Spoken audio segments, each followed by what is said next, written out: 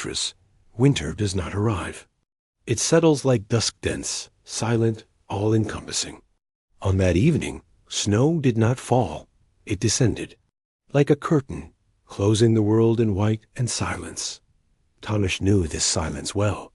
A lonely father, his face weathered by the wind, with eyes that had seen too much, finished his last patrol. The radio was silent. Deep in his backpack, he had a thermos with the last bit of coffee and a plush teddy bear that Julia, his 8-year-old daughter, always tucked in for luck. In his mind, he was already home. He could see himself taking off his heavy boots, smelling the mint from the tea, and hearing her question, "Daddy, did you save someone today, too?" But then something. No, not a sound, but rather its absence. Then, a crack and a scream, cut by the wind, distorted by the distance, yet unmistakable. Tamish instinctively reached for his detector. In the mountains, you don't think, you don't analyze, you act. Seconds have the weight of life. He arrived at the site faster than the conditions should have allowed. An avalanche had come down not far from the trail, as though the mountain itself sighed in pain. And then he saw her, or rather, he guessed. It was a person. A fragment of a sleeve, trembling, eyes half closed, but not dead. He pulled her out carefully, with the precision of someone who bears responsibility like skin. The woman was barely alive, matted hair, pale lips, trembling hands, but she was still breathing. He didn't know who she was yet, but he already said those words that would change everything. "It's all right. I'm here. You're not alone." If this story touches you the way it moved me while writing, leave your heart and subscribe to our channel. It helps us share stories that move, inspire, and stay with you for a long time. And now, get ready, because what happens next will change everything. Tamish knew this state half-consciousness, on the border between life and sleep, where the body still fights, but the soul seeks escape. The woman was frostbitten, with a wound on her temple, which he quickly examined, not waiting for the ice to sink into her hair. He felt that there wasn't much time. Despite the snow, despite the fatigue, he built a makeshift stretcher. They were far from the shelter, and night was approaching like a blow sudden, merciless. But he had already made his decision. He wrapped her in a rescue blanket as tightly as if she would fall apart if he didn't hold her. He held her hand, feeling her tremors, and whispered at first indistinctly, barely audible breath, then single words, "Misha, Misha, don't leave me." Tamish didn't know that name, didn't know her story, but he recognized the emptiness. In her voice, the kind you hear when a person has no more hope. And that's why he kept repeating, "It's okay, you're safe, I'm here. Do you hear me? You're not alone." He didn't know why he kept repeating that sentence. Maybe because he wanted it to reach her deeper than the pain. Maybe because he, too, once wanted to hear it when his wife left without a word, leaving him alone with a few-month-old baby and 1,000 unanswered questions. With every step down, with every minute of this silent journey, Tamish felt the weight of responsibility, heavier than the woman's body. She was no longer just a victim. She was someone who, though she didn't know it yet, had been returned to the world by his presence, not by medicine, not by equipment, but by a simple gesture. To be there, to hold her hand, to say, "You matter." When they reached the shelter, it was already deep into the night. The wind hit the walls like the sea against rocks. The light in the kitchen was on. Julia wasn't sleeping, though Tamish had hoped she was. He knew his daughter. She always waited, with a cup of tea and a question in her eyes, and today was no different. "Daddy," she whispered, "is she going to be all right?" Tamish nodded. "We need to warm her up. Quick, bring more blankets." Carolina, as she later introduced herself, didn't regain consciousness immediately. She had a fever. She spoke in her sleep, crying without tears. Tamash sat by her side like a guard who wasn't watching a prisoner, but a miracle, and again repeated the same words. "You're not alone. It's okay. I'm here." Maybe it was madness, maybe naivety, but he didn't stop because something in her, in this stranger with a wounded forehead and heart, reminded him of his own struggle. And he knew that sometimes one sentence spoken often enough can break through the silence. By morning, her breathing had steadied. Her temperature had dropped, and although her eyes were still closed, Thomas knew he had saved her, not just physically. He felt that it was something more. Julia came into the room early, as she always did, before the world had awakened, as if she wanted to get her love in before the first noise of the day. She quietly approached the table, made tea just like her mother used to, the one they spoke about less and less, even though her absence never truly became quiet. The little girl placed the steaming cup on the table next to the bed, looked at the sleeping woman, and asked softly, "Has she lost someone too?" Tamesh raised his gaze, wanting to say something, maybe to silence her, maybe to protect her, but he didn't manage to speak because Carolina opened her eyes slowly, distrustfully, with the same fear that someone who has lived in darkness for years looks at the sun. Their gazes met hers and Julia's and held, suspended in time, as if recognizing something far deeper than age, gender, or history. Carolina parted her lips, but no words came out. Instead, there were only tears, quiet, not spasmodic, but bitter like drops falling from a roof after a storm. Thomas knelt beside the bed, reached for her hand, and whispered, "It's okay. You don't have to speak. You're safe now." But Carolina, as if seeking some kind of beginning in all of this, closed her eyes and sighed. Then, through the long silence that was no longer a burden but a bridge, she began to speak quietly, simply, without searching. "For pity, I had a fiancé. Mishaw died in a car accident 2 months before our wedding. I wasn't with him when it happened. We had argued over something stupid, something that seemed so important at the time. He left, slamming the door. He never came back." Tamesh stayed silent. Asterisk, asterisk.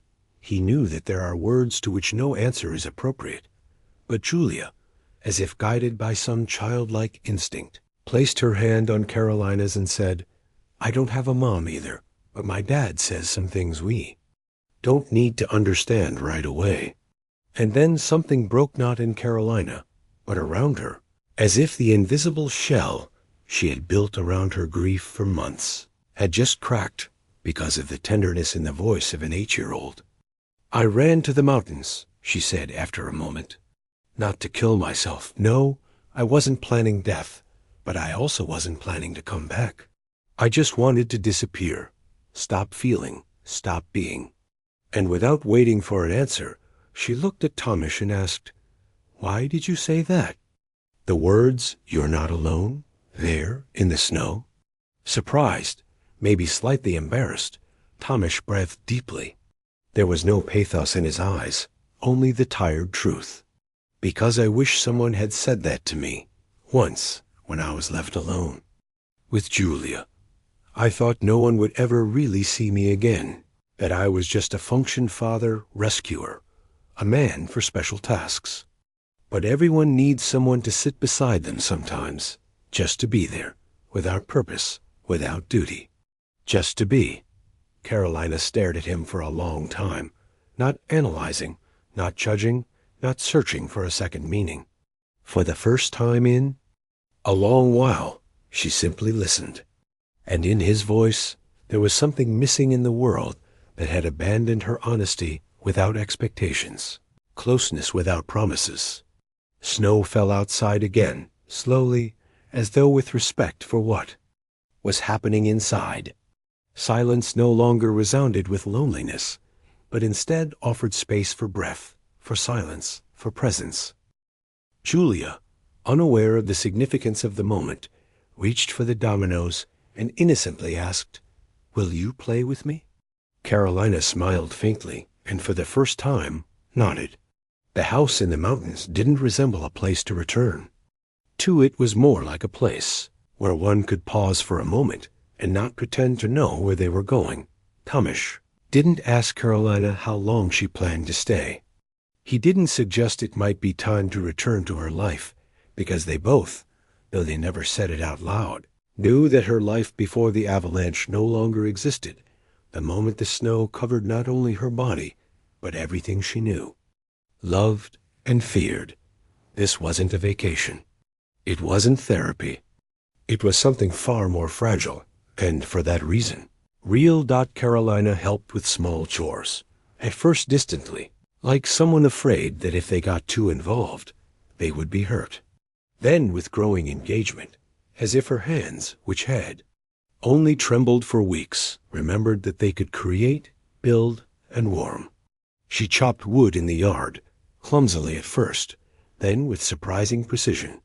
She laughed when Thomas, pretending to be a mentor, explained how important the angle of impact was, though he couldn't hide his pride when he saw how forcefully and determinedly she split another log. Then she baked bread from a recipe found in an old notebook, its pages smelling of flour, sometimes of something more, perhaps a memory of the woman who once ran this house. The bread didn't come out right at first. The first loaf was as hard as a stone. The second was burnt, but the third disappeared in half an hour. And Julia, with lips white from flour, asked, "Can you bake cakes too?" In the evenings they played dominoes. The light from the fireplace danced on the walls. The wood crackled, and the silence was no longer what it had been. It wasn't silence, but music. Carolina watched as Julia placed the tiles, furrowed her brow when she lost, and laughed out loud when she won. That laugh pierced through Carolina like a ray of light through thick clouds. She couldn't predict it, but she couldn't ignore it either. It reminded her that life goes on, even when everything falls apart. Thomas wasn't intrusive. He didn't ask many questions, but he was present in a way that was rarely found.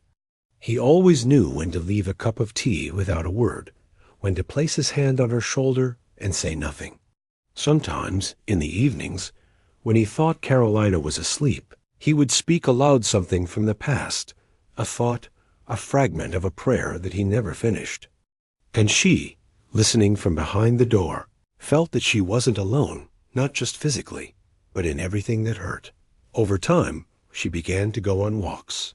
First short ones, just a few steps, then longer ones. The snow creaked beneath her feet. The trees stood silent in respect, and the air cut at her cheeks like a razor. But it wasn't the pain of death anymore. It was the pain of life, of returning, of reclaiming. And one day, while returning from a walk, she looked at the house from a distance, a small wooden house with smoke rising from the chimney, and she thought, "It's warmer here than anywhere I've been in months."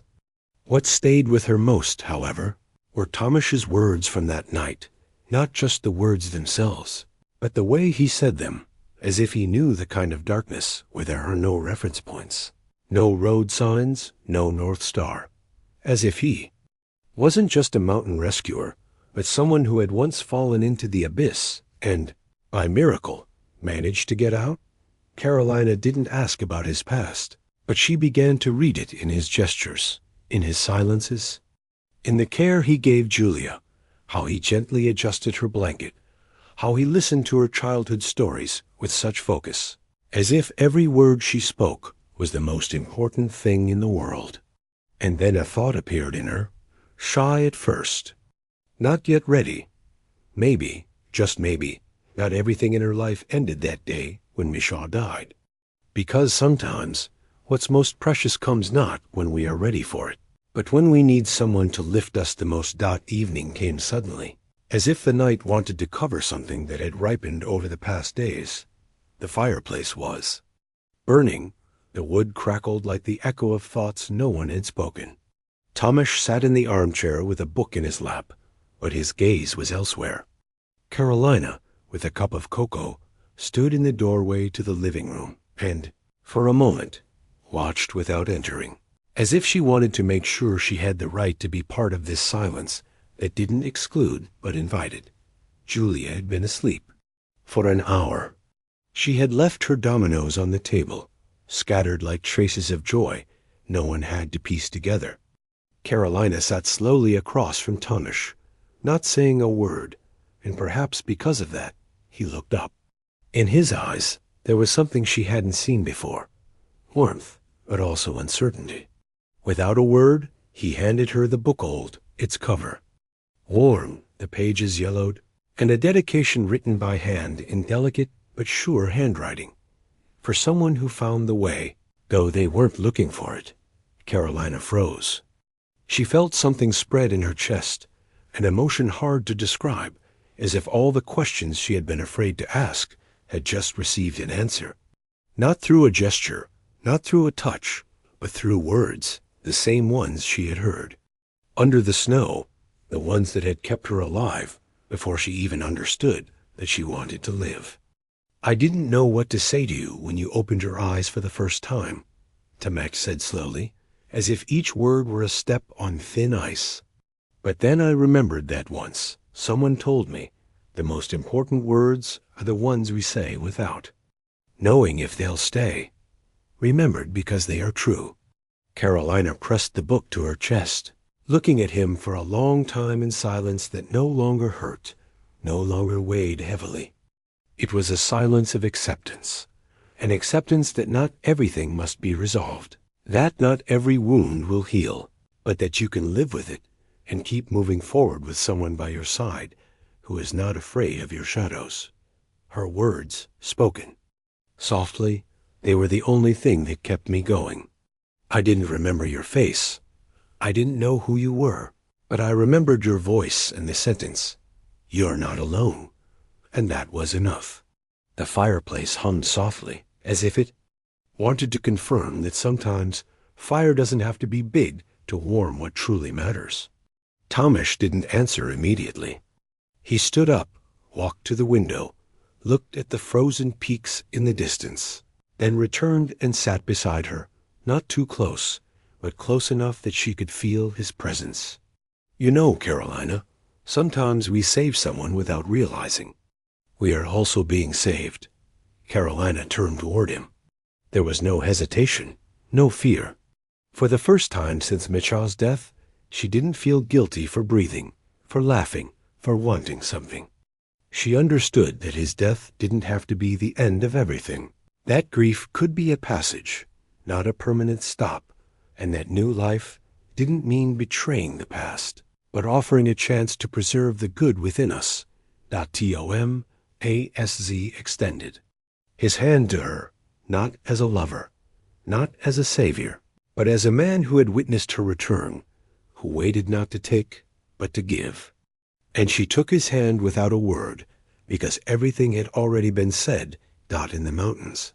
Time flows differently, not because the sun rises later or sets earlier, but because amidst the silence that breathes with every gust of wind, people stop rushing. Every day has its rhythm. Hours don't matter, only breaths, gazes, and steps taken in fresh snow. For Carolina, this house in the Tatras ceased to be a stopover. It became something she had never had the courage to build, a place to which one can return, not because they must, but because they want to. Everyday life with Thomas and Julia was simple. Breakfasts at the table with warm bread and jam that smelled of summer, even though winter reigned outside. Conversations during the washing up, where there was more laughter than words. Silence that didn't weigh down but soothed. Evening story readings, where Julia always interrupted to ask a million questions, and Carolina, to her surprise, knew the answers. Sometimes she sat on the veranda with a cup in her hand, watching Thomas repair the roof or chop wood. They didn't speak then, but there was no awkwardness in that silence. It was a silence of trust, one that doesn't demand presence, because it already has it. Days passed. The snow melted slowly, as if it didn't want to leave this place. Carolina thought more and more, not about what she had lost, but about what she had regained. It wasn't about replacing Mitchell. His place in her heart remained untouched, but beside him, a new garden had grown unplanned, unintended, but real. And its first seed was the sentence spoken by a stranger on a snowy night. "You're not alone." Those words returned to her like an echo, but no longer as a cry for help. Instead, they were like a lullaby for the soul, reminding her that even in the darkest valley, there is a way out, and that sometimes one person is enough to remind you that you deserve love, even when you no longer believe it yourself. One day, when the snow had almost disappeared, and the earth began to smell of moisture and new life, Julia asked Carolina, "Will you stay with us forever?" This question was not driven by childish selfishness. It was more like a request, spoken with trust that the answer would be true, whatever it meant. Carolina looked at Thomas. He said nothing, just smiled faintly, as someone who gives space but doesn't hide hope. And Carolina understood that forever doesn't mean for the rest of your life. It means as long as we are together, this place makes sense. A home doesn't need a roof over its head. Sometimes it's enough to have a voice that says, "I'm here." Soon after, on the anniversary of Misha's death, Carolina did something she didn't expect from herself. She dressed warmly, took a candle and a photo, and asked Thomas to drive her to the cemetery in the town a few kilometers away. The road was quiet. Thomas didn't ask questions, and for the first time since that day, Carolina didn't feel guilty for going not to grieve. But to say goodbye at Misha's grave, she sat on a bench, lit the candle, and said nothing for a long while. Then, in a soft voice, as if speaking to herself, she whispered, "Misha, I know this isn't how it was supposed to be, but I also know you wouldn't want me to die with you." She looked at Thomas, who was standing nearby with his hands in his pockets, gazing into the distance. "I met someone. I wasn't looking for him. I didn't want to, but he said the words I needed more than air." She fell silent because her voice trembled, then added, "And I'm not returning to life against you. I'm returning because you loved life." It wasn't a declaration of a new beginning. It was the closing of a chapter with respect, tenderness, and gratitude. On the way back home, Thomas didn't ask how she felt. He didn't need to. Carolina held his hand for the entire drive, and that was enough. Spring in the mountains is different from anywhere else.